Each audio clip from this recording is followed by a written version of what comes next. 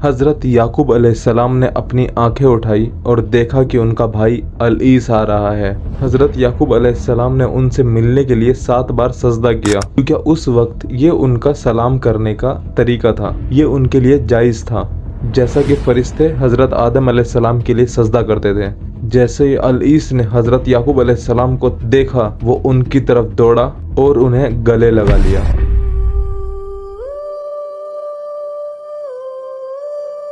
और रोए। फिर जब अल-ईस ने अपनी आंखें उठाई और औरतें और बच्चे देखे तो उसने पूछा, ये तुम्हारे साथ कौन है? तो हज़रत याकूब अलैहिस्सलाम ने जवाब दिया, ये वो हैं जो अल्लाह ने मुझे दिए हैं। हज़रत याकूब अलैहिस्सलाम ने अल-ईस से अपने तोहफे को कबूल करने की गुजारिश करी और इतनी जिद करी कि अल-ईस ने आखिर में उन्हें कबूल कर लिया।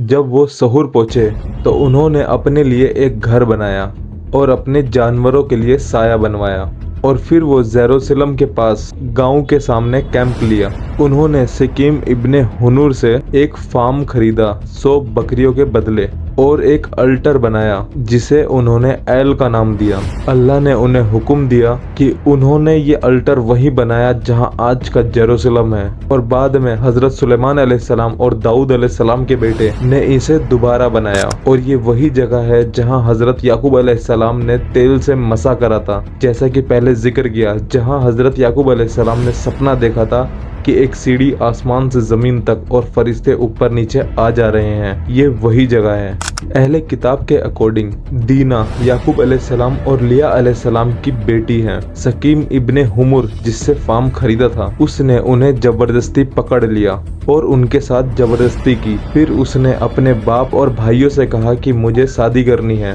फिर हज़रत याकूब अलैहिस्सलाम के बेटों ने उनसे कहा कि तुम सब अपनी खतना करा लो, तब हम अपनी बेटी तुम्हें देंगे और हम तुम्हारी बेटियों से शादी करेंगे। लेकिन हम जो लोग खतना नहीं कराते उनसे शादी नहीं करते, और वो सब इस पर राजी हो गए और सब ने खतना करा ली। जब तीसरा दिन आया तो खतना से दर्द बढ़ने लगा। फिर हज़रत याकूब अलैहिस्सलाम के बेटे आए और उन सबको मार दिया जिन्होंने बेटी के साथ जबरदस्ती करी थी। फिर हज़रत राहिल अलैहिस्सलाम के यहाँ पर एक बेटा हुआ जिनका नाम बिन यामिन मतलब बेंजामिन रखा गया, लेकिन बच्चे को पैदा करते वक्त उनकी तकलीफ बढ़ गई और वहाँ उनका इंतकाल हो गया। हज़रत याकूब अलैहिस्सलाम ने उन्हें अरफा में दफन करा, जहाँ आज भी उनका मकबरा है। हज़रत याकूब अलैहिस्सलाम के 12 बेटे थे। हज़रत याकूब अलैहिस्सलाम अपने वालिद हज़रत इसाक अलैहिस्सलाम के पास आए और उनके साथ हेब्रोन गांव में बस गए, जो कैनान के मुल्क में है, जहां हज़रत इब्राहिम अलैहिस्सलाम रहते थे। फिर हज़रत इसाक अलैहिस्सलाम बीमार हुए और 180 साल की उम्र में इंतकाल हुआ।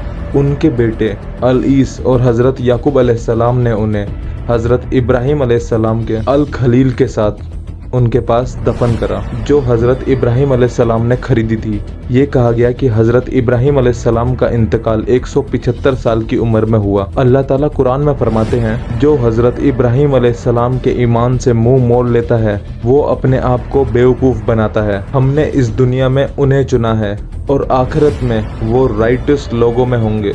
जब उनके रब ने उनसे कहा मुस्लिम बन जाओ, तो उन्होंने कहा मैं अपने आप को मुस्लिम, इंसान, जिन और सब चीज़ों के रब के लिए सबमिट करता हूँ। ये अल्लाह के लिए संबीसेंस इस्लाम में एक्सेप्ट करना। इब्राहिम अलैहिस्सलाम ने अपने बेटों पर फर्ज किया और हज़रत याकूब अलैहिस्सलाम ने भी कहा, ऐ मेरे बेटो, अल्लाह ने तुम्हारे लिए सच्चा दीन चुना है तो तुम सिर्फ इस्लाम में मरना। क्या तुम गवाही थे जब याकूब अलैहिस्सलाम की मौत का वक्त आया? तब उन्होंने अपने बेटों से कहा, तुम मेरे बाद किसकी इबादत करोगे? बच्चों ने जवाब दिया, हम आपके अल्लाह की इबादत करेंगे, जो आपके बाप इब्राहिम, इस्माइल और इसाक अलैहिस्सलाम के अल्लाह है।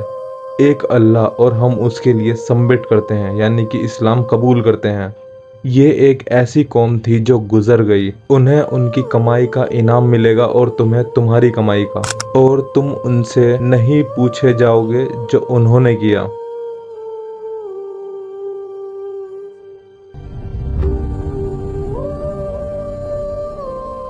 और अगर आपने हमारी इससे पहले की स्टोरी नहीं पढ़ी है तो वो पहले पढ़ लें, ताकि आपको ये स्टोरी और इजीली आसानी से समझ में आ जाए। लिंक डिस्क्रिप्शन में है पूरी प्लेलिस्ट का, और आपकी स्क्रीन पे भी दिखाई दे रही होगी हमारी पूरी प्लेलिस्ट तैयार है।